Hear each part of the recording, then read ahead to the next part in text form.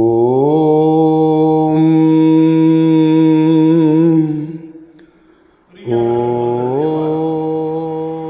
குளிர் சுரம் தீர்க்கக்கூடிய அற்புதமான ஒரு பதிகம். இந்த பதிகம் எல்லாருக்கும் தெரிஞ்ச பதிகம். இன்னும் நமக்கு சிவராத்திரி வரையும் பனி விலகாது போல இருக்கு இல்லையா? அதனால இப்போ நிறைய பேருக்கு அந்த பிரச்சனை, தும்மல் இருமல் தொடர்ந்த பொழுதுன்ற மாதிரி குளிர் ஜுரம் நிறைய பக்கம் வந்துருக்கு. அது மட்டும் இல்லாமல் பறவை காய்ச்சல் அதிகமாக பரவி வரக்கூடிய ஒரு சூழல். கொரோனா காலத்தில் தினந்தோறும் எங்கள் இல்லத்தில் மாலை 6 மணி ஆச்சுன்னா குடும்பத்தோடு அமர்ந்து இந்த பதிகத்தை தான் நாங்கள் பாராயணம் பண்ணுவோம். இதனுடைய பின்புலம் நான் சொல்லிட்டு உங்களுக்கு நான் பாடம் நடத்துகிறேன். கொடிமாட செங்குன்றூர் அப்படின்னு அந்த தலத்திற்கு பழைய பெயர். இன்று திருச்செங்கோடு அப்படின்னு பேர்.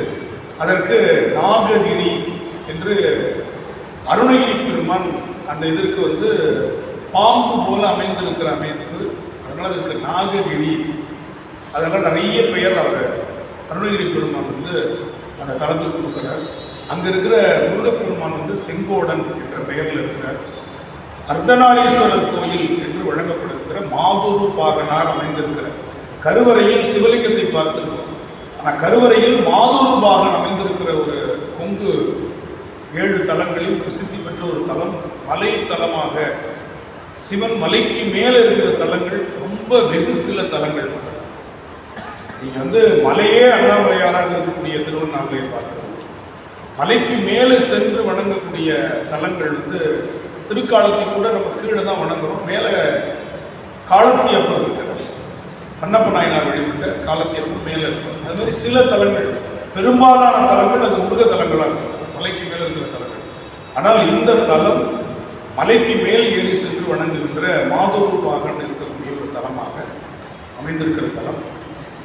அந்த தலத்திற்கு வருகின்ற வழியில் பாடிய திருப்பதி.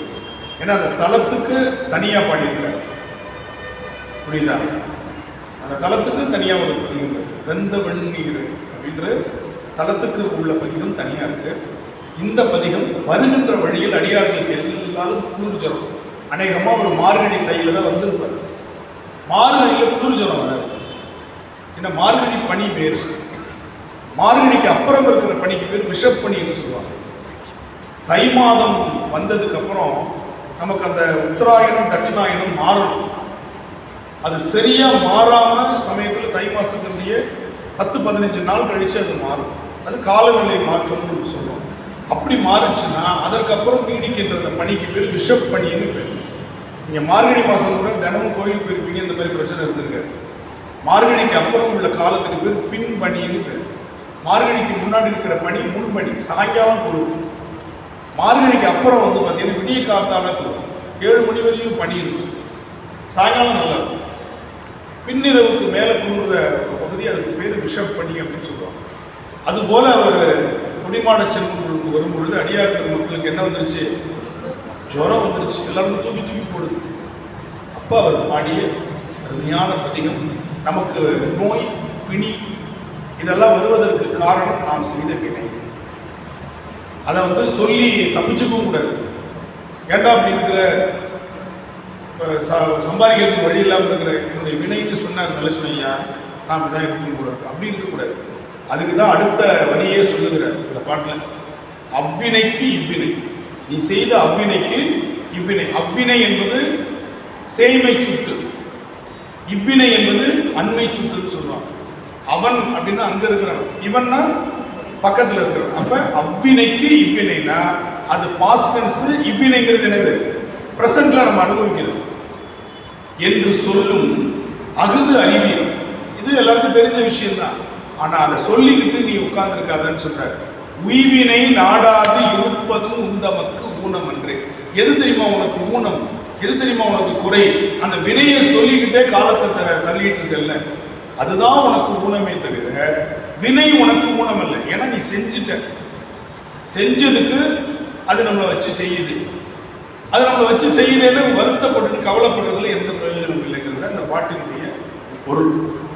சரி, என்ன சாமி செய்யறது? செஞ்சுட்டேன், என்ன பண்ணுறது? அப்போ அதற்கு என்ன உய்வினை அப்படின்னா கைவினைங்கிற. கைகளால் செய்யக்கூடிய தொண்டு நீ செய்த பழவினைகள் தீரும். கைவினை செய்தியம் பிரான்கடல் போற்றும். செய்யற செயல்ல பெருமான் செயலாக செய்யுன்னு சொல்றாரு. அதான் ரொம்ப முக்கியம். நான் செய்யறேன்னு செய்யாத, இது பெருமானுடைய திருவருள் என்று நீ கைகளால் செய்யக்கூடிய செயல்கள் கைத்திருத்தொண்டு என்று அப்பர் பெருமானுடைய தொண்டை சேக்கிழார் பெருமான் பொருள்னு சொல்றார். கைத்திருத்தொண்டு அவர் கையால செய்யறார் இல்லையா? அதனால அந்த கைவினை செய்து எம்பிரான் கடல் போற்றுதும் நாம் அடியோம். ஒரு பொருள், நாம் மடியோம், நான் சாவ மாட்டேன், வினையால நான் சாவ மாட்டேன். ஒரு பொருள், நாம் அடியோம், நாம் அடியவர்களாக பணிவாக இந்த கைவினையை செய்தால் நமக்கு என்ன வராது? செய்வினை வந்தமை திண்டப்பெறா அப்படின்னா முக்காலத்துக்கு சொல்ற செய்த வினை, செய்கின்ற வினை, செய்ய போகும் வினை, அதுக்கு பேர் செய்வினைன்னு சொல்றார். ஒரு பொது சொல்ல தேர்ந்தெடுக்கிறார். இதுக்கு பேர் தமிழ்ல இலக்கணத்துல வினைத்தொகைன்னு பேர். முந்து தமிழ் அப்படின்னா முந்திய தமிழ், முந்துகின்ற தமிழ், நாளை முந்தும் தமிழ். வளர் திருத்தொண்டு, வளர்ந்த தொண்டு, வளர்கின்ற தொண்டு, நாளை வளரப்போகும் தொண்டு. திருநாமம் கரசு வளர் திருத்தொண்டின் நிறைவாளன் தொடங்குவார். அது மாதிரி செய்வினை என்றால் செய்த வினையும் குறிக்கும், செய்கின்ற வினையும் குறிக்கும், நாளைக்கு செய்ய போகும் வினை. இந்த மூணுத்துக்கும் ஒரு சொல்ல வச்சு செய்வினை வந்தமை தீண்டப்பெறா திருநீலகண்டம். தீண்டுதல் வேற, தொடுதல் வேற. தீண்டுதல் என்பது டச், தொடுதல் என்பது இப்படி தொடருது. தீண்டுதல் என்பது விரல் நுனியாக தீண்டுதல். இப்போ லட்டு செய்யும்போது கம்பி பதம் வந்துருச்சுன்னு கையை விட்டு பார்க்கக்கூடாது. கம்பி பதம் வந்துருச்சா அப்படின்னா பார்ப்பாங்க. எப்படி பண்ணுவாங்க பார்த்துருக்கீங்களா? அது அதுக்கு பேர் தீண்டு. அப்படி தொட்டு அப்படி எடுத்துருவாங்க. இது தெரியும் இல்லையா? இட்லி வெந்திருச்சான்னு பார்க்கறதுக்கு பாருங்க, அப்படி வச்சு அப்படி எடுக்கணும். 5 பேர்லேயும் 5 இட்லியில் விட்டுட்டு அவனுக்கு சாப்பிட முடியாமல் பண்ணிவிட்டார். புரியுதா? ஐயோ இது என்ன கோலம் போட்டு வச்சுருக்கு இந்த அம்மா, புள்ளி வச்சு அப்படின்னு நினச்சிக்குவாங்க இல்லையா? இட்லி வந்துருச்சா ஒரு இட்லி அப்படி எடுத்து அப்படி எடுப்பாங்க. அப்போ அந்த சூடு கை பொறுக்குன்ற அதுக்கு பேர் தீண்டுதல்னு பேர். இட்லி எடுத்து வைக்கிற பாருங்க, அதுக்கு பேர் தொடுதல்னு பேர். அதை நீங்கள் இப்படி வச்சு இப்படி ஒட்டி ஒட்டி எடுக்கக்கூடாது. சில பேர் வீட்டில் இட்லி அப்படி இருக்கும். கவிக்காலுக்கு இன்னொரு மாற்று மருத்துவம் மாதிரி, மாற்று கண்டுபிடிப்பு மாதிரி, கையில் எடுத்தால் கையிலேருந்து கீழே விழுவது, ரேகையை சுரண்டி தான் போடணும். அது மாதிரி சில பேர் வீட்டில் இருக்குது. அது அவங்கவுங்க வீட்டில் எப்படி இருக்குன்னு தெரியாது. அன்றைக்கி ஒரு நாள் இந்த மாதிரி உட்காந்து பேசிட்டு இருக்கும்போது ஆடிட்டே இருந்துச்சு. அந்த மாதிரி டக்குன்னு ஒன்று கீழே வச்சு ஆடலை, பார்த்தா இட்லி. அவங்க வீட்டு இட்லி இருக்கு. இந்த மாதிரிலாம் சில பேர் வீட்டில் இருக்கு. அது மாதிரி சொல்கிறாரு ஞானசம்பந்தர் பெருமாள். பாருங்க, இந்த பாட்டை படிக்கும் போதே மகிழ்ச்சி வருது பாருங்க. இயல்பா செய்வினை வந்தமை திண்டப்பெறா திருநீலகண்டத்தின் மீது ஆணைன்னு சொன்னார். இதை சாதாரணமாக நான் சொல்லலை, ஞானசம்பந்தன் சொல்றேன்னு சொல்லலை. சைவர்களுக்கு 2 மந்திரங்கள் நல்ல ஞாபகம், 2 மகா மந்திரங்கள். ஒன்று 5 எழுத்து மந்திரம். நீங்கள் அதை நமசிவாயன்னு சொன்னாலும் சரி, சிவாயனன்னு சொன்னாலும் சரி, 5 எழுத்து மந்திரம் ஒரு மகா மந்திரம். இன்னொரு மகா மந்திரம் திருநீலகண்டம். இந்த திருநீலகண்டத்தின் மீது ஆணைன்னு ஒன்று சொல்லிட்டோம்னா அது மீறக்கூடாது. இது உறுதிமொழி அளிக்கக்கூடிய மந்திரம்னு பேர். இதை சொல்றது இல்லை. திருநீலகண்டத்தின் மீது ஆணை அப்படின்னு ஒருத்தவங்க வந்து சத்தியம் பண்ணாங்கன்னா சைவர்கள் மீறக்கூடாது அப்படின்னு ஒரு. அதனால இது என்ன சொல்ற, செய்வினை வராது அப்படின்னா எப்படி சொல்றீங்க? இது திருநீலகண்டத்தின் மீது ஆணையா சொல்றேன். இப்ப யாருக்கு பொறுப்பு போயிடுச்சு? சிவபெருமானுக்கு போயிடுச்சு. இவர் ரெஸ்பான்சிபிலிட்டி இவர் எடுத்துக்கல. ஞானசம்பந்தர் என் மேல சத்தியான்னு சொல்லல, இல்ல நம்ம மேல அடிச்சு உன் மேல சத்தியான்னு சொல்லல, இல்ல அம்மா சத்தியமான சொல்லல. அவர் என்ன சொல்றாரு? அம்மையப்பர் மீது ஆணையாக, திருநீலகண்டத்தின் மீது ஆணையாக சொல்லுகிறேன். அதனால இந்த பதிகத்துக்கு திருநீலகண்ட திருப்பதிகம் என்று பெயர்.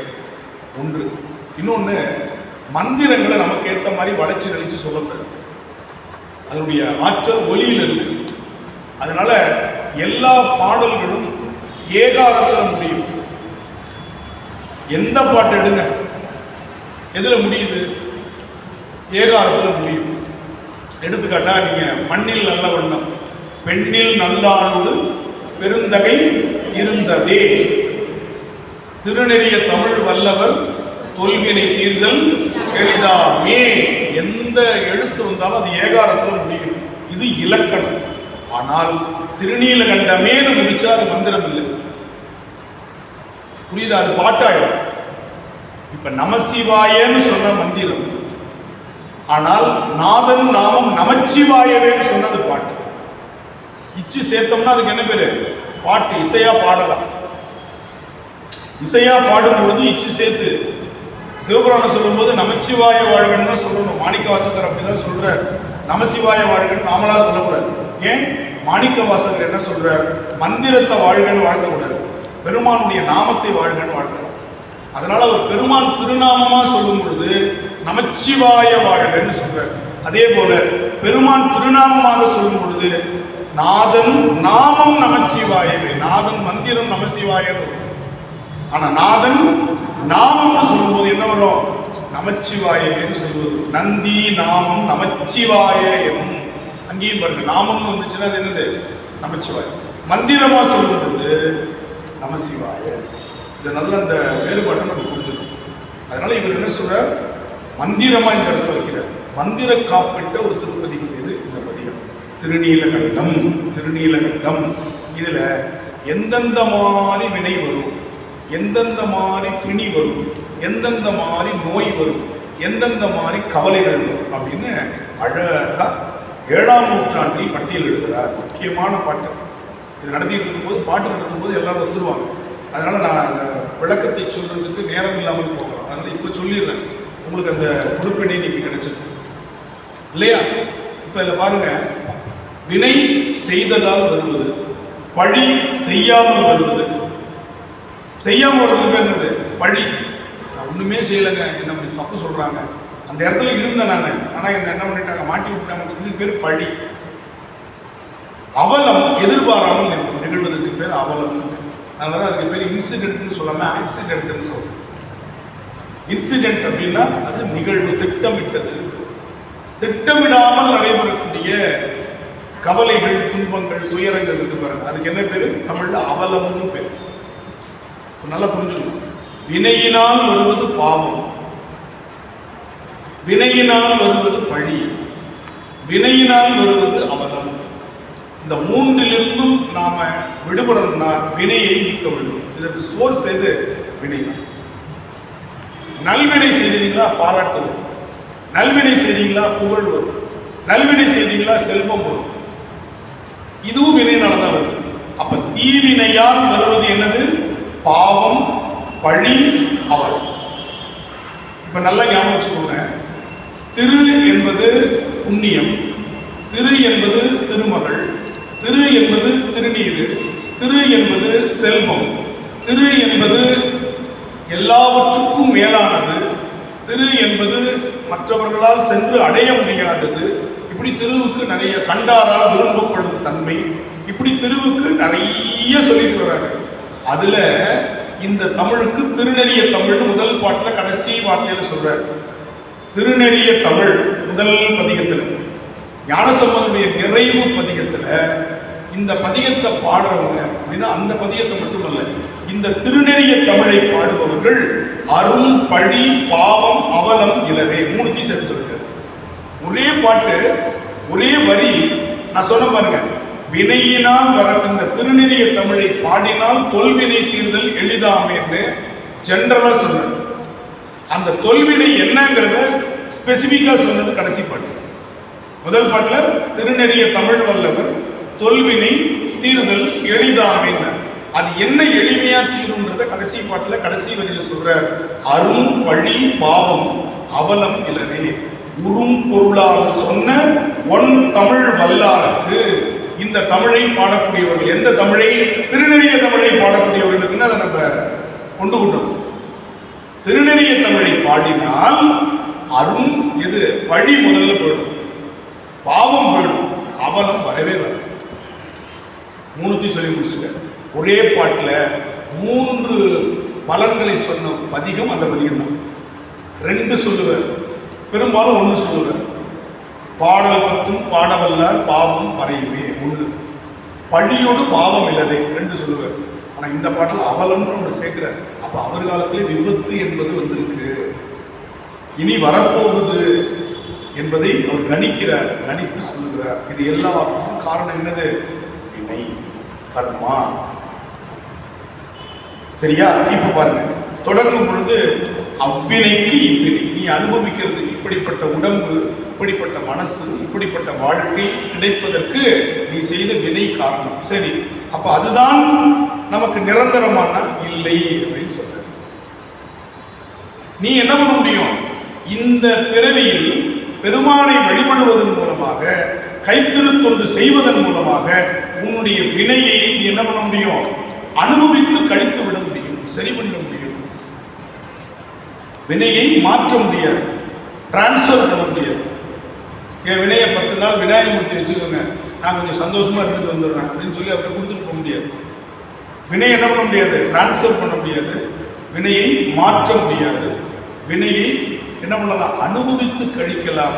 அப்படி அனுபவிக்கும் பொழுது அந்த வினையினுடைய அழுத்தம் இல்லாமல் அனுபவிப்பதற்குத்தான் திருமுறை நமக்கு சொல்லிக் கொடுக்குது. அந்த வினையினுடைய அழுத்தம் நமக்கு தெரியாது. அதை அனுபவிக்கும் நடந்துதான் போயாகணும், வேற வழியே கிடையாது. காலில் செருப்பு போட்டுட்டு நடக்கிறது மாதிரி, கையில் கொடை எடுத்துட்டு நடக்கிறது மாதிரி, ஒரு 10 பேர் கூட நம்ம கூட வர்றது மாதிரி, தனியாக நடக்கிறதுக்கும் 10 பேர் கூட வர்றதுக்கும், கையில் கொடை எடுத்துட்டு போகிறதுக்கும், காலில் செருப்பு போட்டு போகிறதுக்கும் எவ்வளோ வசதி இருக்கு. அப்போ நடந்து போக வேண்டும் என்ற வினையை அதனுடைய அழுத்தம் தெரியாமல் நம்ம அனுபவிக்க வைக்கலாம் சாமி. புரியுதா? அதுதான் நீங்க கஷ்டப்படுவீங்க, நான் அது கஷ்டமாவே தெரியாது. இதற்கு எளிமையான உதாரணம், இப்போ இந்த குழந்தை இருக்கு, காலையில் 4 மணிக்கு எந்திரிக்கணும் அப்படின்னா அதுக்கு கோவம். நாளைக்கு காலையில் 4 மணிக்கு எந்திரிச்சுன்னா நம்ம வந்து கிஷ்கிந்தா போகலாமா அப்படின்னு 3 மணிக்கு எந்திரிச்சு நம்மளுக்கு பிராண்டம். அப்போ எந்திரிக்கிறதுல இல்லை பிரச்சனை, எந்திரிக்கிறதுல இல்லை. எந்திரிச்சதுக்கப்புறம் அதை என்ன பண்ண சொல்றீங்கிறது தான் பிரச்சனை. படிக்க சொல்றீங்களா, இல்லை விளையாட சொல்றீங்களா, இல்லை வந்து புது ட்ரெஸ் போட்டுக்க சொல்றீங்களா? அப்போ செயலினுடைய விளைவை பெருமான் சந்தோஷமா வச்சிடலாம். அதனால செயல்ல இருக்கிற அந்த கஷ்டம் நமக்கு தெரியாம போயிடுது. புரியுதா? இவ்வளவு பெரிய ஆச்சரியம் நான் சொல்ற விஷயம். செயலினுடைய விளைவை என்ன பண்ணிடலாம்? சந்தோஷமா வச்சிடலாம். அப்ப செயல் நமக்கு என்னவா தெரியுது இல்லை, கஷ்டமா தெரியுது இல்லை. இப்படி யோசிச்சு பாருங்க, இப்படி யோசிச்சு பாருங்க. உனக்கு கண்ணும் தூக்கம் கெட்டு போகணும்னு வினை, உங்களுக்கு ஒரு நாள் முழுக்க தூக்கம் கெட்டு போகணும்னு வினை. அன்னைக்கு பார்த்து சிவராத்திரியா வச்சுருவோம், முடிஞ்சு போச்சா? அன்னைக்கு தூக்கம் கிடணுன்றது உங்க வினை. அன்னைக்கு பார்த்தீங்கன்னா சிவராத்திரி வந்துடும். என்ன ஆயிடும்? கண்ணு முடிச்ச மாதிரி ஆயிடும், மாட்டை மேய்ச்ச மாதிரி ஆச்சு, அண்ணனுக்கு பொண்ணை பார்த்த மாதிரி ஆச்சுன்னு கிராமத்தில். அந்த மாதிரி கண்ணு முடிச்ச மாதிரி ஆச்சு, புண்ணியமும் வந்துருச்சு பாருங்க. வினையும் கழிச்சிட்டோம், புண்ணியமும் கிடைச்சிருச்சு பாருங்க. எப்படி வைக்கிறான் பாருங்க. உங்களுக்கு தூக்கம் இன்னைக்கு கிடணும்னு வினை இருந்தால் அன்று சிவராத்திரி ஆக்குவான், அன்று வைகுண்ட ஏகாதேசி ஆக்குவான். நடக்கணும்னு விதி இருக்கா? உங்களுக்கு இன்னைக்கு எந்த வண்டி வாகனமும் இல்லை, நடந்து தான் போகணும். அன்னைக்கு உங்களுக்கு தைப்பூசத்தை வச்சு பழனிக்கு 1000 பேரும் நடக்க வச்சுருக்காங்க. அப்போ 1000 பேருக்கு நடக்க வேண்டுன்ற வினை இருக்கிறவங்களை கொண்டு வந்து நம்ம கூட சேர்த்துருவோம். உங்களை தனியாக விட மாட்டோம். இந்த மாதிரி வினை நிறைய பேருக்கு இருக்குல்ல, அவங்க எல்லாரையும் உனக்கு இதைத்தான் மணிவாசகர் கேட்கிறார். அடியார் நடுவில் என்ன கொண்டு வச்சிரு. எப்படிப்பட்ட அடியார்? என்ன மாதிரியே வினை செஞ்சவன் இருப்பான் பாரு, அவன் கூட என்ன கொண்டு வச்சிரு. ஏன்னா எனக்கு என் வீட்டில் மட்டும் கரண்ட் இல்லைன்னா கஷ்டமா இருக்கும், பக்கத்து வீட்லயும் கரண்ட் இல்லைன்னா சந்தோஷமா இருக்கும். அந்த மாதிரி என்ன மாதிரி வினை செஞ்சவன் இருக்கிறான் பாரு. ஏன்னா இல்லைன்னா எனக்கு இன்ஃபீரியாரிட்டி காம்ப்ளெக்ஸ் வந்துடும். மற்ற அடியார்கள் இருந்துன்னு சொல்லி அவனும் அப்படி இருக்காங்க, நம்ம அப்படி இருக்கிறாங்க அப்படின்னு. அப்ப என்னைய மாதிரியே வினை செஞ்சவன் இருக்கிறான் பாரு, அந்த அடியாருக்குள்ள என்ன கொண்டு வச்சிரு. அப்ப எனக்கு என்ன பிரச்சனை வராது, இருக்காது. இன்னொன்னு, நீ உள்ள வந்துடு. அந்த அடியாருக்குள்ள நானும் இருக்கணும், அடியாருக்குள்ள நீ இருக்கீங்க. என்னையும் கொண்டு வச்சுட்டு நீனும் வந்துடு. அப்ப நீ வந்துட்டீங்கன்னா எனக்கு எந்த கஷ்டமும் கிடையாது, எனக்கு பிரச்சனையே வராது. புரியுதா? எவ்வளவு அழகா சொல்லிட்டு போறது. எப்பயுமே விஐபியோட சாப்பிட வேண்டும், நம்மளுக்கும் அதே கிடைக்கும். பக்கத்தில் உட்காந்துருக்கோம், இங்க மட்டும் வச்சுட்டு இருக்க மாட்டான், பக்கத்தில் வைப்பான் நம்ம. புரியுதா? அப்ப விஐபியா சிவபெருமானை வச்சுக்கிட்டோம்னா வினை கொஞ்சம் பார்த்து செய்யும். அப்போ பக்கத்தில் சிவபெருமான் இருக்காரா, ஏற்கனவே உதவ வாங்கியிருக்கும் திருக்கடவுர்ல, அதனால கொஞ்சம் அவனுக்கு கொஞ்சம் பார்த்து செய்யும். சிவபெருமான் இல்லை என் கூட இருக்கும்போதே நீ காட்டுறியா உன் வேலையை அப்படின்னு சிவபெருமான் ஒரு கண்ணை காட்டுவான். ஏன்? அதனால தான் சிவபெருமானை பிடித்து வைத்துக்கிறார். சிக்கனை பிடித்தேன் அப்படி பிடிச்சி வச்சுக்கிறார் மணிவாசகர். அப்போ வினையை அனுபவிக்கணும் தான், வேற வழி கிடையாது. அது கர்மா தியரி. அதுதான் வினையை செஞ்சிட்டோம்னா அது மடி கறந்த பால் மடி புகான்னு சைவ சித்தாந்தம் சொல்லுவோம். கறந்த பால் திரும்பவும் மடிக்கு போகாது. அப்ப வினையை செஞ்சிட்டோம் அப்படின்னா அந்த வினையை நாம் அனுபவித்து தான் தீர வேண்டும். ஆனால் அனுபவிக்கும் பொழுது நம்மோடு அடியார் பெருமக்கள் இருப்பாங்க, சிவபெருமான் நம்மோடு இருப்பார். எனவே வினையின் அழுத்தம் தெரியாமல் வினையை அனுபவிக்கும். எல்லாருக்கும் மரணம் உண்டு, எல்லாருக்கும் ஜனனம் உண்டு, எல்லாருக்கும் கஷ்டம் உண்டு. எப்பேற்பட்ட பணக்காரனும் ஒரு நாள் அவனுக்கு தேவைப்படுகின்ற பணம் இல்லாமல் நிற்பான். எப்பேற்பட்ட பணக்காரனும் ஒரு நாள் நிற்பான். கோடீஸ்வரனா இருப்பான், எல்லா பக்கமும் லாக்காயிடும். லட்சம் பேருக்கு சோறு போடக்கூடிய தகுதியில் இருப்பான். 2015 பொட்டலம் விழாதான்னு பார்த்த பணக்காரர்கள் எத்தனை பேர் சென்னையில்? உணவு பொட்டலம் விழுமா விழாதா? அவன்கிட்ட பணம் நிறைய கோடி கோடியாக இருந்துச்சு. அத்தனை பணக்காரர்களும் நமக்கு இன்னைக்கு சோறு கிடைக்குமா அப்படின்னு அண்ணாந்து அந்த மொட்டை மாடியில் பார்த்தவர்கள் நம்ம பார்த்துருக்கோம். அவங்களுக்கும் அந்த நிலை வரும். அதுதான் வினை, அதுதான் வினை. அதனால் நம்ம பணக்காரர்கள்லாம் சந்தோஷமாக இருக்கிறாங்க, அதிகாரத்தில் இருக்கிறவங்களாம் சந்தோஷமாக இருக்கிறாங்க தயவு செய்து நினச்சி. நம்மளை விட அவங்கெல்லாம் ரொம்ப கம்மி. பணம் மட்டும்தான் நம்மிடம் இருக்கிறது, ஆனால் நம்மிடத்தில் மகிழ்ச்சியும் நிறைவும் இருக்கிறதுன்னு புரிஞ்சுக்கணும். பணம் மட்டும் வாழ்க்கையில் சந்தோஷத்தை கொடுத்துறாது அப்படிங்கிறது புரிஞ்சுக்கணும். சரியா? குழந்தைகளுக்கு முக்கியமாக சொல்லுங்கள், நமக்கு தேவை திருப்தி தானே தவிர என்ன தேவையில்லை. திருப்திக்கு மேலே பணம் இருந்தால் பிரச்சனை. 10 ரூபா இருக்கும்போது ஆணு கொட்டாய் விட்டு தூங்குவோம். 10,000 ரூபா எடுத்து போனால் கொட்டை பிராந்த மாதிரி பார்க்குறவங்களாம் திருட்டு போயிடாத பார்த்துக்கிட்டோம். பக்கத்தில் உட்காந்தா எவனாலும் 2 பஸ்ஸில் உட்காந்தான், இவையே நம்ம பக்கத்தில் உட்காந்து பணம் இருக்கிறது தெரிஞ்சு பிடிச்சோம். அவன் நல்லா இருக்கீங்க, இவையே நம்மள நல்லா இருக்கான்னு கேட்குறான். பார்க்குறவங்களாம் திருட்டு போயில 10 ரூபா இருக்கவன் பாருங்க, பப்பரை பேண்டு தூங்கிட்டு இருப்பான். நம்ம மேலே சாஞ்சி தூங்கிட்டு இருப்பான்.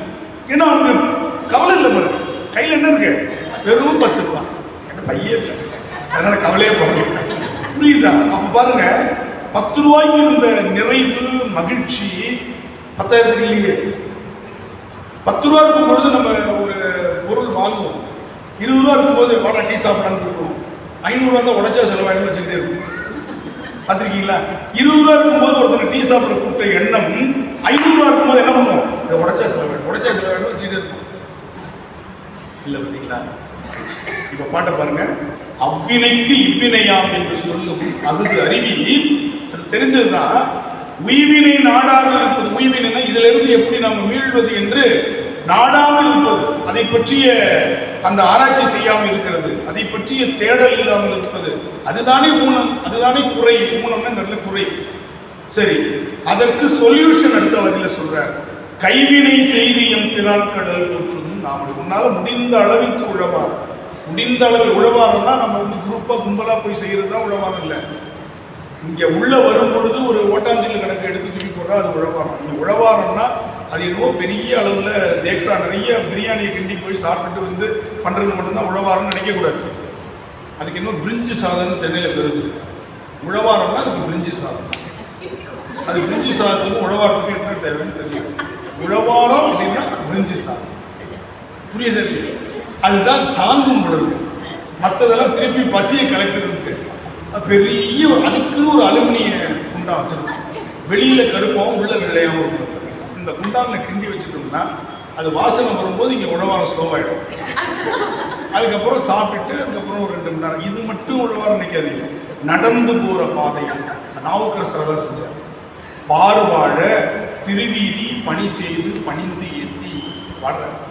பார்வாழ திருவீதி பணி செய்து, அவர் நடக்கிற வீதி எல்லாம் திருவீதியா. அவர் கால் பட்ட இடமெல்லாம் திருவீதின்னு சொன்னார். பெருமான் கால் பட்ட விடுதியை சொல்லல. திருநாவுக்கரசர் கால் பட்டுச்சுன்னா அந்த இடம் திருவீதின்னு. சில பேர் வீட்டில் இருந்தாங்கன்னா வீடு அப்படியே தொடச்சி வச்ச மாதிரி அழகா இருக்கும். சில பேர் உள்ள பூந்துட்டாங்கன்னா முடிஞ்சு போச்சு. எல்லாத்தையும் ஒரே நாள் சமைக்கிறேன்னு போயிட்டு எல்லாத்தையும் தட்டி விட்டு கீழே விட்டு ஒரு பெரிய 15-20 எலியை விட்ட மாதிரி கிச்சனுக்குள்ள பார்த்துருக்கீங்களா இல்லையா? எல்லாம் கீழே கிடக்கு நம்ம தூண்டு சமைச்சிருக்கோம். ஆனா சில பேர் உள்ள போனாங்கன்னா அந்த வீடு எப்படி இருக்கும்? அவ்வளவு சுத்தமா வச்சிருப்பாங்க. அந்த மாதிரி திருநாவுக்கரசர் போவதற்கு முன்னால் தீமு தீப்பிய தான். திருநாவுக்கரசருக்கு முன், திருநாவுக்கரசருக்கு பின். தீமு எப்படியா வீதி. திருநாவுக்கரசர் போயிட்டு வந்ததுக்கு அப்புறம் அதுக்கு பேர் திருவீதி. எவ்வளவு பெரிய விஷயத்த சேர்க்கிற போறப்போக்குள்ள நம்ம ஏதோ திருவீதின்னு சொல்றாரு அப்படின்னு நினைச்சிட்டு இருந்தோம். திருவீதி பணி செய்திருந்தார். இப்படி நம்ம புரிஞ்சுக்கணும். இவர் பணி செய்ததால் அது திருவீதி ஆகிட்டு. இவங்க போய் பாடுகின்ற வரை அது தலம். இவங்க பாடினதுக்கு அப்புறம் அதுக்கு திருத்தலம்னு பேரு. அப்ப இவங்க நடக்கிறதுக்கு முன்னாடி அதற்கு பேர் வீதி, இவங்க நடந்ததுக்கு அப்புறம் அதுக்கு பேர் திருவீதி. பெருமான் வருது திருவீதி இல்லை. புரிஞ்சுக்கிட்டீங்களா? பாடல் பெற்ற ஸ்தலம்னு பெருமான் இருக்கிற ஸ்தலத்தையா சொல்றோம் இல்லையே. திருநாவுக்கரசர் பாடினதுக்கு அப்புறம் தான் அது பாடல் பிரசாரம். திருஞான சம்பந்தர் பாடினதுக்கு அப்புறம் தான் அது பாடல் பிரசாரம். அதுவரையும் தலம், இவங்க பாடினதுக்கு அப்புறம் அது திருத்தலம், அதுவரையும் வீதி, இவங்க பணி செய்ததுக்கு அப்புறம் அதுக்கு திருவீதி. அதனால நீங்க உங்க தெருவை கூட்டி பெருக்கி தூய்மையா வச்சுக்கிட்டாவே அதுக்கு பேர் உழவாரம். உங்க பக்கத்தில் இருக்கிற கோவிலை தூய்மையா வச்சுக்கிட்டீங்கன்னா அதுக்கு பேர் உழவாரம். வாய்ப்பு இருக்கிற நாள், விடுமுறை நாளில் போய் நம்ம இன்னொரு இடத்துக்கு போய் பண்றதுங்கிறது அது பெரிய நிலை. அது எல்லாருக்கும் வாய்க்காது. அது பெரிய நிலை, நான் அதை குறையா சொல்லலை. அதுவும் உழவாரம். ஆனால் அதுதான் உழவாரம், அப்படி செய்யறது தான் உயர்ந்ததுன்னு பேசாதீங்க. தனியா ஒரு மனுஷன் திருநாவுக்கரசர் தனியா செஞ்சார். ஞானசம்பந்தர் கும்பலோடு போய் பாடினார். அவருக்கு பின்னாடி ஒரு பெரிய கூட்டமே போச்சு. ஞானசம்பந்தருக்கு பின்னாடி ஒரு பெரும் கூட்டம் சென்றது. ஆனால் திருநாவுக்கரசர் தனியாகத்தான் கைலாயம் வரை சுற்றினார். அவர் கூட எந்த கூட்டமும் வரல, எந்த கூட்டமும் சேரல. புரிஞ்சுக்கிட்டீங்களா? இதுதான் நமக்கு தெரிய வேண்டிய ஒரு செய்தி.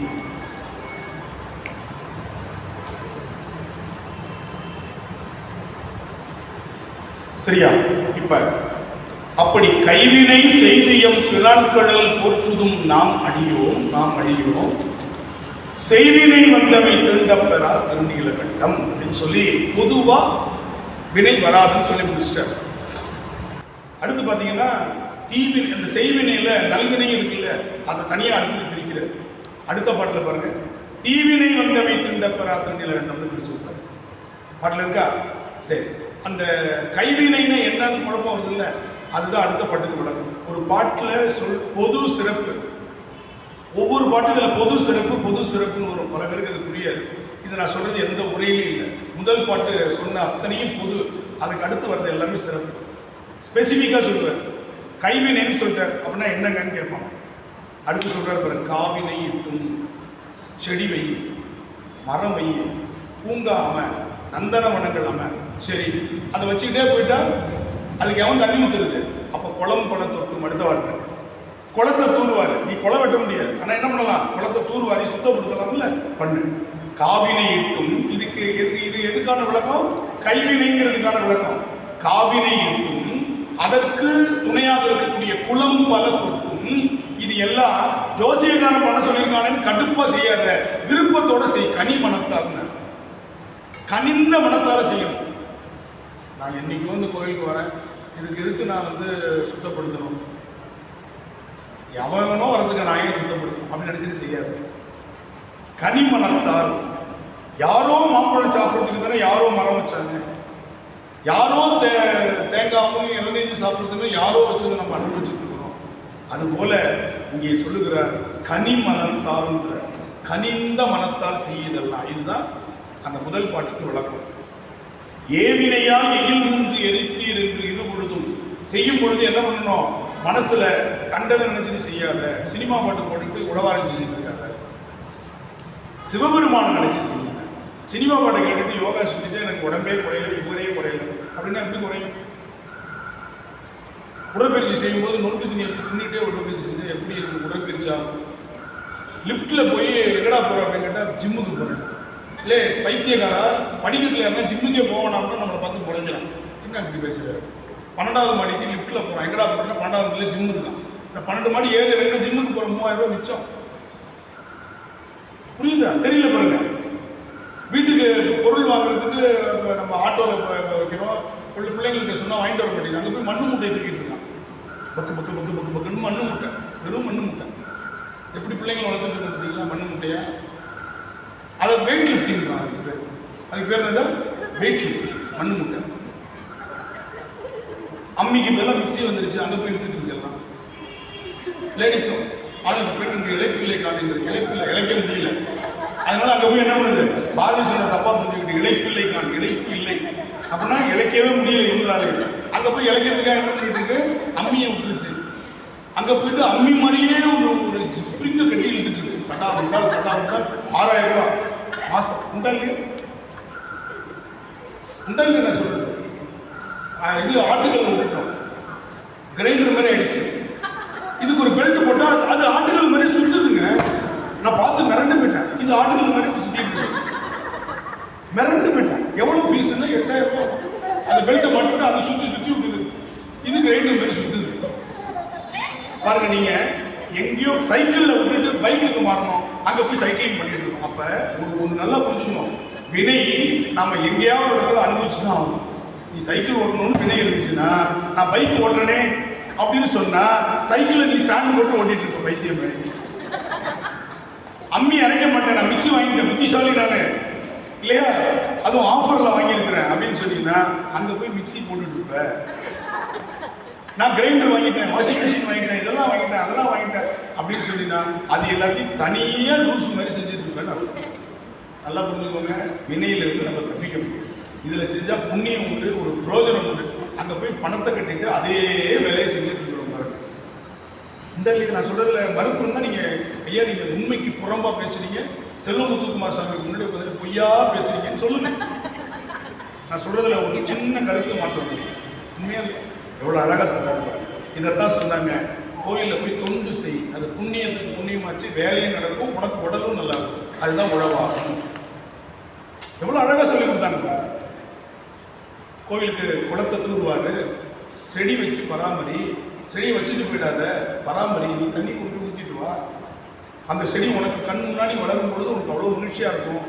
நாளைக்கு மகிழ்ச்சியாக சொல்லலாம், நம்ம வச்ச செடி எத்தனை பேருக்கு நிழல் தருது பற்றியா, எத்தனை பேருக்கு கனி தருது பற்றியா, சுவாமி அர்ச்சனைக்கு பூ தருது பற்றியா, பார்க்கும் போதெல்லாம் நமக்கு மகிழ்ச்சியாக இருக்கும். செய்யி.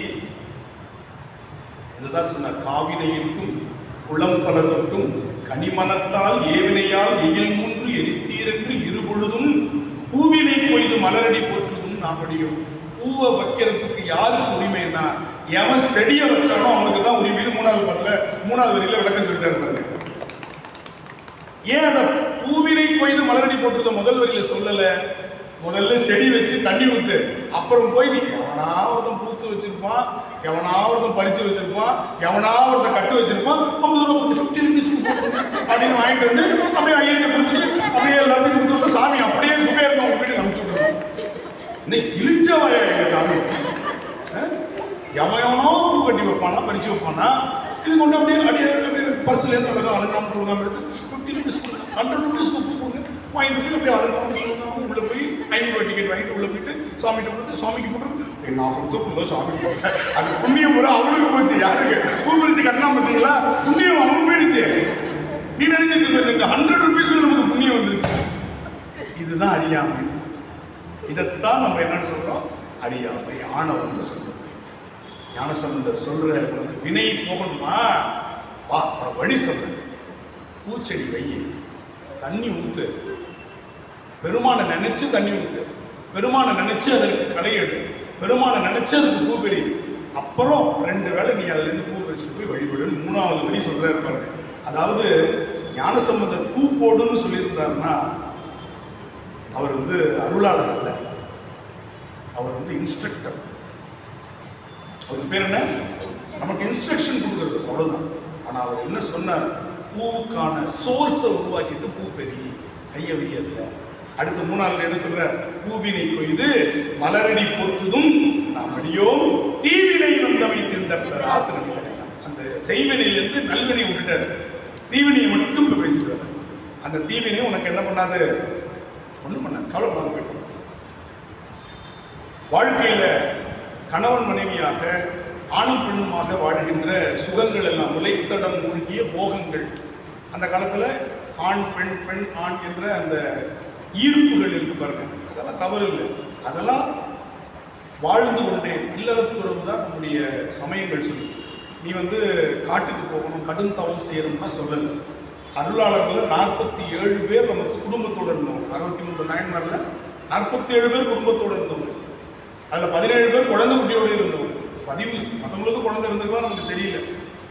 அப்ப இவர் சொல்றார், முளைத்தடம் மூழ்கிய போகங்கள் மற்ற எவையும் எல்லாம் விளைத்தலை யாவனம் கொண்டு எவை ஆண்ட விரிசடையில். இதெல்லாம் நமக்கு கொடுத்தது யாரு, பெருமான். அந்த நன்றியை மறந்துறார். அதற்கு விலையாக அவன் என்ன கேட்கிறான், அன்பு மட்டும்தான் கேட்கிறான். காசு பணமா கேட்கிறான், காசு பணமா கேட்கிறான் கிடையாது. இலைத்தலை சூலமும் தண்டும் மழுவும் இவையுடைய அந்த பெருமானுடைய நன்றியோடு அவன்கிட்ட போய் நின்று, சூலம் வச்சிருக்கிறையே, தண்டு வச்சிருக்கிற, மழு வைத்திருக்கிறாய் பெருமானே, எங்களுக்கு சிலையாக இருக்கக்கூடிய கல்லு மாதிரி இருக்கக்கூடிய வினையை போட்டு. சிலை என்றால் கல் என்று பொருள். சில், அந்த காலத்தில் சில்லு விளையாடுறதுன்னு சொல்லுவாங்க. எத்தனை பேர் விளையாடி இருக்கீங்க? பாண்டி விளையாடுறதுன்னு ஒரு பக்கம் சொல்லுவாங்க, சில்லு விளையாடுறது. அந்த ஒத்த காலில் அந்த சில்லை ஏற்றிட்டு ஜம்ப் பண்ணி போகணும். அதில் நடுவில் இருக்கிற கோடை மீச்சிடக்கூடாது, கண்ணை மூடி நடக்கணும். ரைட்டான்னு கேட்டுட்டு போயிட்டு திருப்பி ரிவர்ஸில் இதுமாரி வரணும். அதெல்லாம் ஒழுங்காக இருந்த வரையும் ஆக்சிடென்ட்டும் நடக்கல. வண்டி இப்படியும் போச்சு, ரிவர்ஸும் ஒழுங்காக வந்துச்சு. அதெல்லாம் விளையாண்டாங்க ஓட்டின வரையும். இப்போ அதெல்லாம் எதுவுமே ஓட்டாமல் ஃபோன்லேயே ஓட்டி வண்டியெல்லாம் ஆக்சிடென்ட் ஆகும். இப்போ வண்டி பூரா ஃபோனில் ஓட்டிட்டு ரேஸ் கார் ஓட்டுறாங்க, கேமில் ரேஸ் பைக் ஓட்டுறாங்க. அவனை தூக்கி வண்டியை ஓட்ட சொன்னால் கொண்டு போய் எங்கேயாவது மோதி இருக்கும். ஏன்னா அவனுக்கு அது ஓட்டி தான் பழக்கம், ரோட்டில் ஓட்டி பழக்கம். அப்போ பாருங்கள் எவ்வளோ அழகாக சொல்கிறார் இந்த பாட்டை. சிலைத்தமை என்றால், சில் என்றால் கல் என்று பொருள். கல்லில் செஞ்சதுக்கு பேர் தான் சிலைன்னு பேர். நல்லா ஞாபகம் வச்சுக்கணும். உலோகத்தில் செய்தால் அதற்கு பேர் திருமேனி அல்லது விக்கிரகம்னு பேர். அதை சிலைன்னு சொல்லக்கூடாது. கல்லில் இருக்கிறதுக்கு பேர் தான் சிலை, கற்சிலை. சிலை என்ற கல்லில் எழுதப்பட்டதற்கு பேர் சிலா சாசனம், கல்வெட்டு. கல்வெட்டுக்கு என்ன பேர்? சிலா சாசனம். சாசனம்னா எழுதி வைக்கிறது, சிலா சாசனம்னா கல்லில் எழுதி வைக்கிறது. இப்போ பாருங்க, சிலைத்தமை என்றால் கல் மாதிரி அழுத்தமாக இருக்கிற வினைகள், தீவினை தீண்டப்பெற அது மாதிரி இருக்கிற வினைகள் இருக்கு இல்லையா, அந்த அடுத்த வினையை ஸ்பெசிஃபிக்காக பிரிக்கிறார். தீவினையிலேயே லைட்டு ஸ்ட்ராங்னு இருக்கிறது, புரியுதா? Middle, small, middle, large, XL அப்படின்னு போதும் இல்லை. அது மாதிரி இதெல்லாம் எக்ஸல் வினைகள். ஸ்மால் வினைகள், லார்ஜ் வினைகள்லாம் இருக்கு. இவர் என்ன சொல்றாரு? இப்போ எக்ஸல், டபுள் எக்ஸல் சில பேருக்கு வினை டபுள் எக்ஸலாக இருக்கும், புரியுதா? அது மாதிரி இந்த வினை எப்படிப்பட்டது? டபுள் எக்ஸல் வினைகளுக்கு சொல்றாரு. சிலைத்தமை தீவினை திண்டப்பெறா திருநீலகண்டம். அடுத்தது, விண்ணுலகாகின்ற விச்சாதரர்களும் வேதியரும் புண்ணியர் என்று இருபொழுதும் தொழப்படும் புண்ணியர். சிவபெருமான் நாம் மட்டும் வணங்குற ஆள் இல்லை, நமக்காக இறங்கி வரோம். ஆனால் விண்ணுலகாகின்ற விச்சாதரர்கள், தேவர்கள், வேதியர்கள் எல்லாரும் வணங்கக்கூடியவர்கள், அவங்களெல்லாம் 2 வேளை காலை மாலை தொழக்கூடிய புண்ணியரே என்று கண்ணிமையாதன 3 உடைய சிவபெருமான் 3 கண்ணு, எந்த கண்ணு இமைக்காத கண்ணு, எந்த கண்ணு இமைக்க மாட்டான் என்று உன் கடல் அடைந்தோம், உன்னுடைய திருவடியை அடைந்தோம். அதனால் உன்னுடைய கண் பார்வையிலிருந்து யாரும் தப்பிக்க முடியாது. திண்ணிய தீவினை திண்டப்பெற. அடுத்தது லார்ஜ், அது எக்ஸ்ட்ரா லார்ஜ். இது திண்ணிய தீவினை, அழுத்தமாக இருக்கிறது, இது திண்ணிய தீவினை. மற்றது மற்றினை இல்லா மலை திரண்டன்ன தின் தோளுடைய சிவபெருமானுடைய என் தோல் வீசி நின்று மாடுங்கிறார். அவனுடைய தோல் எப்படி இருக்கான்? மலைகளைப் போல இருக்கிறதா. கிற்று எமை ஆட்கொண்டு கேளாதொழிவதும். நாங்கள்லாம் சாதாரண சின்ன சின்ன பூச்சி மேலே உனக்கு, நீ எவ்வளோ பெரிய ஆள், நாங்கள் சாதாரண அற்ப பதம். நாங்கள் சொல்கிறது கொஞ்சம் கேளுங்க. கிற்றமை ஆட்கொண்டு கேளாதொழிவதும் தன்மை கொள்ளும். அது உன்னுடைய போன மாதிரி பெரிய மனுஷனுக்கு அழகா, எங்களை மாதிரி இருக்கிற ஆளுங்களை கவனிக்காமல் இருக்கிறது உனக்கு மாதிரி இருக்கிற பெரிய மனுஷங்களுக்கு அழகா. எங்களையும் கொஞ்சம் பார்த்துக்க. கேளாத ஒழிவதும் தன்மை கொள்ளும். நாங்கள் சொல்கிறத கேட்காம இருக்கிறது உன் தன்மையா, நீ எவ்வளோ பெருந்தன்மையான ஆள் அப்படின்னு அவரை அழகாக சொல்லிட்டு, சொல் துணை வாழ்க்கை துறந்து உன் திருவடியை அடைந்தோம். எத்தனையோ பேர் நான் இருக்கேன்னு சொல்லிட்டு நட்டாத்தில் விட்டுருவான். அவங்க சொல்கிறதெல்லாம் நான் விட்டுட்டு உங்ககிட்ட வந்திருக்கிறப்பா. ஏன்னா மனுஷங்கள்கிட்ட சொன்னோம்னா ரகசியம் என்றால் என்ன பொருள்? அம்பலப்படுகின்ற விஷயத்தை ஒவ்வொருவிடம் ரகசியமாக சொல்வதுன்னு நான் அவங்ககிட்ட மட்டும் சொல்கிறேன், யாருக்கும் தயவுசெய்து சொல்லிடுறாரு அப்படின்னு. அவன் அதே மாதிரி அவன் இன்னொருத்தன் சொல்லுவான். கடைசியாக ஒருத்தர் இருக்கான், அவன் சொல்லி இவன்கிட்ட வரும், வேறு உங்கள்கிட்ட தான் இந்த ரகசியத்தை சொல்கிறேன். யார்கிட்ட சொன்னவன் முதல்ல சொன்னான், அவன்கிட்ட ஒரு 10 பேர் கழிச்சு இதுக்கு பேர் ரகசியம்னு பேர். இதை சொல்கிற இந்த மாதிரி ஏகப்பட்ட பேருக்கு நான் பேசி என்னாயிட்டேன், ஏமாந்துட்டேன். அதெல்லாம் விட்டுட்டேன். சொல் துணை வாழ்க்கை, சும்மா பேச்சளவில் எங்களுக்கு சொல்கிறவங்க இருக்கிறான் பாருங்க, அதெல்லாம் துறந்து உன் திருவடியை அடைந்தோம். திருவடிக்கு வந்துட்டோம். எனக்கு என்ன பண்ண, செற்று எமை தீவினை தீண்டப்பெறா. எங்களுடைய வினைகளை வென்று நாங்கள் வெற்றி பெறுவதற்கு, செறுதல் என்றால் பகை, இன்னொரு செறுதல் என்றால் வெற்றி கொள்ளுதல், செறுதல் என்றால் போர், எப்படின்னு வச்சுக்கலாம். இதை நாங்கள் வெற்றி கொண்டு வர வேண்டும் பெருமாள். அடுத்து, மறக்கும் என் மனத்தினை மாற்றியும் ஆவியை வற்புறுத்தி. இந்த மனசுக்கு ஒரு குணம் இருக்குது, எதையா இருந்தாலும் மறந்துடும், எதையா இருந்தாலும் மறந்துடும் இல்லையா? அப்படிப்பட்ட எண்ணெய் மாற்றி என் உயிருக்கு மறதி இல்லாத ஒரு தன்மையை கொடு. எவ்வளோ அழகாக சொல்றாரு. ஆவியை வற்புறுத்தி பிறப்பில் பெருமான் திருவடி திருந்தடி கீழ் பிழையாதவன். என்ன தெரியுமா? என்னுடைய ஆவியில் நீ ஹார்ட் டிஸ்க் போட்டு கொடுக்கணும், என்ன சாஃப்ட்வேரை போடணும் தெரியுமா சொல்கிறார். என்றைக்குமே உன் திருவடியை மறக்காத ஒரு சாஃப்ட்வேர் போடு. எத்தனை வாட்டி ஃபேக்ட்ரி ரீசெட் பண்ணாலும் இந்த சாஃப்ட்வேர் அடியக்கூடாது. எத்தனை வாட்டி ஓஎஸ் வந்து நம்ம கிளியர் பண்ணாலும் இந்த சாஃப்ட்வேர் வந்து போகக்கூடாது அப்படின்னு சொல்லி அழகாக கேட்கிறார். பிறப்பில் பெருமான் திருந்தடி, பிறப்பில்லாத பெருமானுடைய திருவடிக்கு கீழ் இருக்கிற இந்த எண்ணத்தை நாங்கள் மறக்காத ஒரு சாஃப்ட்வேரை ஆவியில போட்டு, உடம்புல போட்டீங்கன்னா அது மறந்துடும். எதுல போட்டு? அந்த சாஃப்ட்வேரை என்னுடைய உயிர்ல போட்டு வச்சிருக்க. பிழையாதவன் பறித்த மலர்கொடு வந்துமை ஏற்கும் பணியடியும். உனக்கு மலர்களை கொண்டு வழிபாடு செய்யக்கூடிய பணிவான அடியார்கள் கேட்கிறோம் சாமி, சிறப்பிலி தீவினை தீண்ட பெறா திருநிலை. சிறப்பில்லாத தீவினை. அப்ப சிறப்பு உள்ள தீவினை இருக்கா அப்படின்னு ஒரு கேள்வி வருது இல்லையா? அது கிடையாது. ஏன் அப்படி கிடையாது அப்படின்னா, செஞ்ஞாயிறு அப்படின்னு ஒன்று சொன்னா கரிஞாயிறுன்னு ஏதாவது இருக்கா? இருக்கா? செஞ்ஞாயிறுன்னு சொல்றோமே, கரிஞாயிறு இருக்கா? நல்ல சிவம்னு சொல்றோம், கெட்ட சிவம்னு இருக்கா? அவங்க கேட்குறாங்க. அடுத்து இவர் என்ன அதை சொல்றாரு, இவர் பேர் நல்ல சிவம் மனசில் ஓடுறது எனக்கு புரிஞ்சுக்கும். நல்ல சிவம்னு இருக்க, கெட்ட சிவம்னு இருக்கா? கேள்வி வரும்.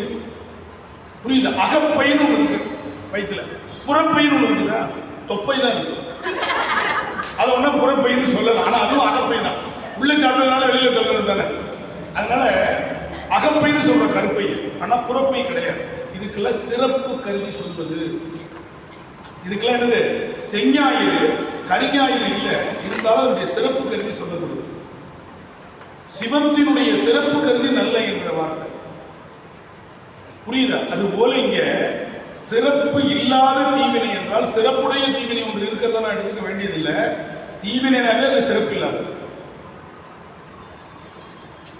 தீவினைனாவே என்னதுதான்? சிறப்பு இல்லாத தீவினை தானே. அதனால உனக்கு சிறப்பை தராதது எதுவோ அது தீவினை அப்படி எடுத்துக்கணும்.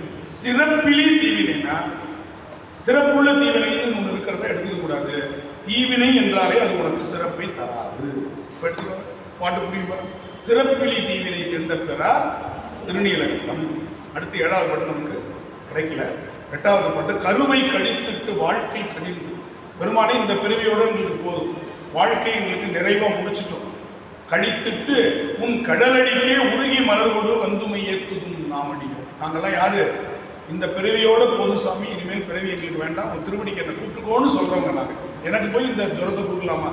எனக்கு போய் இந்த குளிரை கொடுக்கலாமா? எனக்கு போய் இந்த நல்லதை கொடுக்கலாமா? எனக்கு போய் இந்த காய்ச்சலை கொடுக்கலாமா? நாங்கள் உன் திருவடியை அடையணும்னு தானே நினைக்கிறோம். இன்னும் 10-15 தலைமுறை உட்காந்து சாப்பிடணும்னு நான் நினைக்கிறோம். எவ்வளோ அழகாக கேட்கிறாரு பாருங்க. கருவை கழித்துட்டு வாழ்க்கை கடிந்தும் கடலடிக்கே உருகி மலர்கொடு வந்துமை ஏத்துதும் நாமடியும். செருவில் அரக்கனை சீரில் அடர்த்து அருள் செய்தவர். தப்பு செஞ்சவனுக்கே தண்டனையனையே கொடுத்துட்டு அருளை செஞ்சவன். நாங்கள் தப்பையே செய்யாத திருவிழி தீவினை திண்ட பெறா திருநீலகண்டம். நீ இல்லாத தீவினை. தீவினையில் பெருமான் இருப்பானா? இருக்க மாட்டான் இல்லையா? திரு இல்லாத தீவினை. திருவிழி தீவினை திண்ட பெறா திருநீலகண்டம். அடுத்து சொன்னார், நாற்ற மலர்மிசை நான்முகன் நாரணன் வாது செய்து. நான் தான் பெரியவன் திருமாலும் நான்முகனும் சண்டை செய்து தோற்றமுடைய அடியும் முடியும் தொடர்வரி. அவர்கள் தோற்று போனார்கள். எதில் தோற்று போனார்கள்? உன்னுடைய திருவடியும் திருமுடியும் பார்க்க முடியாமல் தோற்று போனார்கள். தோற்றினும் தோற்று தொழுதும் வணங்குதும் நாமடியும். ஆனால் அவங்க தோத்துட்டு போகிறோம், நாங்கள் திருவடியை பார்த்துக்கொண்டு நாங்கள் வணங்கக்கூடிய. அவங்க தோற்ற செய்தி இருந்தாலவோ நான்முகனுக்கே சிவபெருமான் கிடைக்கலையா? திருமாலுக்கே கிடைக்கலையா? நமக்கு எப்படி கிடைப்பான்னு நாங்கள் கிடைக்கல. எங்களுக்கு நீ கிடைப்பேன்னு அந்த தோற்ற செய்தியை கேள்விப்பட்டாலும் எங்களுக்கு நீ வெற்றியாக கிடைப்பாய் என்று நம்பி உன் திருவடிக்கு வரும். தோற்றினும் தோற்றும் தொழுது வணங்குதும் நாமடியும் சீற்றமதாம் வினை திண்டப்ப. இதுதான் தொற்று நோயின்னு பேர். சீற்றமாக வந்து பற்றுகிறது, அதுக்கு பேர் வந்து தொற்று நோய். சீற்றமதாம் வினை திண்டப்பெறா திருநீலகண்டம். அடுத்த பாட்டு ரொம்ப முக்கியம். சாக்கியப்பட்டும் சமன் உருவாகி உடை ஒழித்தும். சாக்கியர்கள் யாரு? பௌத்தர்கள். உடையில்லாத சமணர்கள். பாக்கியம் என்று இருதலை போகமும் பற்றும் விட்டார். அவர்கள்லாம் எப்படிப்பட்டவங்க? பாக்கியம் இல்லாதவங்க. ஏன்? சைவத்தில் பிறக்கக்கூடிய பாக்கியம் அவங்களுக்கு இல்லை. அவங்க பற்று விட்டும் புண்ணியம் இல்லைன்னு. அவங்க பற்று விட்டும் என்ன இல்லை? புண்ணியம் இல்லாதவங்க. ஏன்? சைவத்தில் பிறக்காத பாக்கியம் உடையவங்க. அவங்களும் பற்று விட்டுதான். என்ன சொல்ல போனா ஆடை என்ற பற்று கூட இல்லாதவன் திகம்பரம்னு பேர். திக்கு அம்பரம், அதான் திகம்பரம். திக்குன்னா திசை, திசையே ஆடையாக உடையவன் என்ன அர்த்தம்? அவன் எந்த ஆடையும் அணிய மாட்டான்னு அர்த்தம். அதனாலதான் உங்களுக்கு திக்கு அம்பரம், அம்பரம்னா ஆடை. அம்பரம் என்ற சொல்லுக்கு என்ன பொருள்? ஆடை என்ற பொருள். அம்பரமே சோரே தண்ணீரே ஆண்டாள் பாடியிருப்பார். அம்பரமே எனக்கு ஆடையாக இருப்பவனே, சோரே எனக்கு சாப்பிட்ற சோறு, தண்ணீரே சுகந்த நறுமலரே அப்படின்னு பாடியிருப்பான். அதுபோல சாக்கியப்பட்டும் சமனுருவாகி உடை ஒழித்து பாக்கியமின்றி இருதலை போகமும் பற்றும் விட்டார். பூக்கமழ் கொன்றை புரிசடையில் அடி போற்றுதும் ஈரடி போற்றுகின்றோம். நாங்க பூக்கமழ் கொன்றை புரிசடையீர் என்று சொல்லி உன்னுடைய திருவடியை போற்றுகின்றோம். தீக்குடி தீவினை திண்டப்பெறா திருநீலகண்டம். எரிக்கிறது இருக்கு, புதைக்கிறது இருக்கு, ரெண்டுத்துக்கும் ஒன்னா ஒரே வார்த்தை தீக்குழி தீவினை. ஒன்று தீயில வைப்பான், இல்லை குழியில வைப்பான். தீக்குழின்னு நடக்குது. ஒன்று தீயில வச்சு எரிப்பான், இல்லை குழியில் வச்சு புதைப்பான். இந்த ரெண்டுமே நமக்கு வராது. அப்படின்னா என்ன சாமி நடக்கும்? சாமி நம்மளை எடுத்துட்டு போகும். தீக்குழி தீவினை திண்டப்பெறா. அதனால என்ன சொல்றார்? வினையால் தீயிலும் வினையால் குழியிலும் போக மாட்டேன், இயற்கை மரணமாக உணர்ந்து இயற்கையாக அந்த காலமானார்னு சொல்லுவாங்க. இந்த ரெண்டு சொல், காலம் அகாலம். அகால மரணம், அவங்களுக்கு அகால மரணம் அடைந்தார்னு எழுதுறோம். ஆனா இது என்ன எழுதுறோம்? காலமானார் அப்படின்னா எழுதுறோம். இயற்கை எழுதினார், திருவடி பேருன்னு இருக்கும். சைவமாக இருந்தால் சிவலோக பதவி, வைணவமாக இருந்தால் வைகுண்ட பதவி, பொதுவாக இருந்தால் இயற்கை எழுதினார் அப்படி சொல்கிறோம் இல்லையா? இயற்கையாக வாழ்ந்து சிறந்து அந்த ஆன்மா உடலை விட்டு எந்த கஷ்டமும் படாமல் பிரியறது இருக்கு பாருங்க. அதை சொல்ற தீக்குழி தீவினை திண்டப்பெறா திருநீலகண்டம். அடுத்த பாட்டு, பிறந்த பிறவியில் பேணியம் செல்வன் கடல் அடைவான். பேணுதல் என்றால் அன்பு செலுத்துதல் அர்த்தம். தந்தை தாய் பேண் என்று சொன்னால் அன்பு செலுத்துன்னு அர்த்தம். பாதுகாக்கிறத சொல்லல. பேணுதல்னா பாதுகாத்தல் அல்ல. புரியுதா? தந்தை தாய் பேண் என்றால் அன்பு செலுத்து. பேணிய பெருமானை பிஞக பித்தனை பிறப்பிலேயே பாடுறாருல. பேணிய பெருமானா பெருமான பாதுகாப்பு. பெருமானுக்கு அன்பு செலுத்திய பெருமான். பேணிய என்றால் அன்பு செலுத்திய. இப்ப பாட பாருங்க. பிறந்த பிறவியில் பேணியம் செல்வன் கடலடைவான். பெருமானுடைய கடலை நீங்க பாதுகாக்க போறீங்களா? கடல் நம்மளை பாதுகாக்கணும். அப்ப கடலை பாதுகாக்கிறது இல்லை, கடலுக்கு அன்பு செலுத்துதல். பேணியம் செல்வன் கடலடைவான். இறந்த பிறவி உண்டாகில் இமயவர்க்கு. சரி, கடல் அடையலைன்னா கூட இந்த பிறவியில் வினை காரணமாக இருந்தால் கூட இந்திரலோக பதவி கிடைக்கும். இறந்த பிறவி உண்டாகில் இமயவர்க்கோன் அடிக்கன் திறம்பயில் ஞான சம்பந்தன். எப்படிப்பட்ட பாட்டு நான் சொல்லியிருக்கிறேன். பெருமானுடைய திறத்தை அறிந்த ஞான சம்பந்தன் சொன்ன பாடல். திறம்பயில் ஞான சம்பந்தன சிந்தமிழ் பத்தும் வல்லார். இந்த 10 பாட்டை பாட வந்தவர்கள் நிறைந்த உலகம். இந்த உலகத்துல நிறைவா வாழ்ந்து வானவர் போன்று சொர்க்கத்துக்கு போவாங்க. வானவர் போன்னா யாரு? இந்திரன். இந்திரனுக்கு விருந்தாளியாக சென்று அமர்வார்கள். இந்த பாடல் புரியுதா?